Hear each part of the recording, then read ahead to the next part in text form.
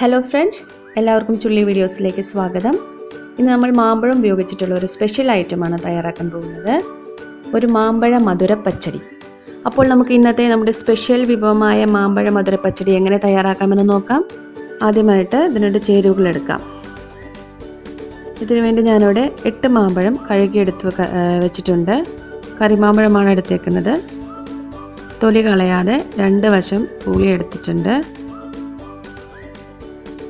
ആദ്യം മാങ്ങയൊന്ന് വേവിച്ചെടുക്കണം. അതിനായിട്ട് മാമ്പഴത്തിലേക്ക് 1/2 ടീസ്പൂൺ മഞ്ഞൾപ്പൊടി,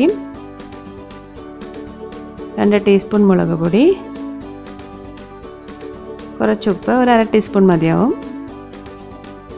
1 കപ്പ് വെള്ളവും ചേർത്ത് വേവിക്കാം.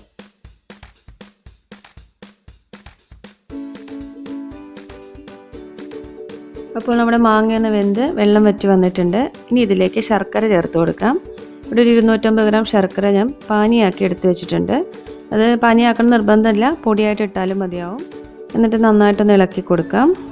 ഇതൊന്ന് കുറുകി വരുമ്പോൾ നമുക്കിതിനകത്ത് തേങ്ങ ഒതുക്കി ചേർത്ത് കൊടുക്കണം. അപ്പോൾ നമുക്ക് തേങ്ങയുടെ അരപ്പ് തയ്യാറാക്കാം. ഇതിനായിട്ട് ഒരു തേങ്ങയുടെ പകുതി ഞാനിവിടെ ചിരകി വെച്ചിട്ടുണ്ട്. അതിലേക്ക് 1 ടീസ്പൂൺ ജീരകവും 1 ടീസ്പൂൺ കടുകുമാണ് ചേർക്കേണ്ടത്. കടുക് ഞാൻ ചതച്ചാണ് എടുത്ത് വെച്ചേക്കുന്നത്. മിക്സിയിലിട്ടാൽ ചിലപ്പോൾ അത് ശരിക്കും ചതഞ്ഞ് വരില്ല. അപ്പോൾ നമ്മുടെ മാമ്പഴയുടെ ശർക്കര പാനിയിൽ നല്ലോണം വിളഞ്ഞു വന്നിട്ടുണ്ട്. ഇനി ഇതിലേക്ക് ഒതുക്കി വെച്ചിരിക്കുന്ന ഈ തേങ്ങ ചേർത്ത് ഒരു 2-3 മിനിറ്റ് ഒന്ന് വരട്ടിയെടുക്കാം.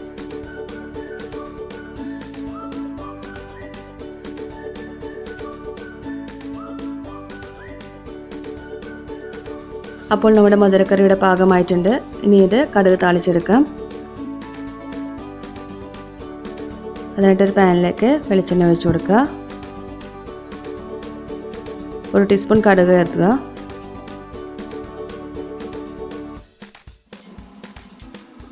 കടുക് പൊട്ടിക്കുമ്പോൾ കുറച്ച് കറിവേപ്പില,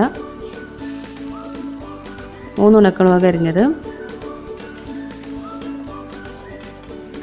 പിന്നെ ഇതിലേക്ക് 2 ടേബിൾ സ്പൂൺ തേങ്ങ ചിരകിയത് ചേർത്ത് കൊടുക്കുന്നുണ്ട്.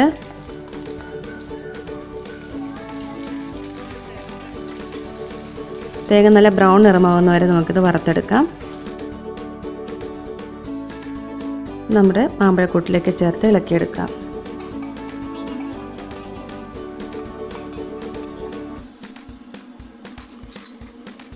അപ്പോൾ നമ്മുടെ സ്പെഷ്യൽ മാമ്പഴ മധുര പച്ചടി ഇവിടെ റെഡി ആയിട്ടുണ്ട്. മധുരക്കറികൾ ഇഷ്ടമുള്ളവർക്ക് മാത്രമുള്ള റെസിപ്പിയാണ്. എല്ലാവരും ഒന്ന് ട്രൈ ചെയ്ത് നോക്കണം. അപ്പോൾ നമ്മുടെ ഇന്നത്തെ വീഡിയോ ഇഷ്ടമായെന്ന് വിചാരിക്കുന്നു. ഇഷ്ടമായെങ്കിൽ ലൈക്ക് ചെയ്യുക, ഈ ചാനൽ ഒന്ന് സബ്സ്ക്രൈബ് ചെയ്യുക. തൊട്ടടുത്തുള്ള ബെല്ലൈക്കൺ കൂടെ പ്രസ് ചെയ്താൽ ഞാൻ അപ്ലോഡ് ചെയ്യുന്ന എല്ലാ വീഡിയോസിൻ്റെയും നോട്ടിഫിക്കേഷൻ നിങ്ങൾക്ക് അപ്പോൾ തന്നെ ലഭിക്കുന്നതായിരിക്കും.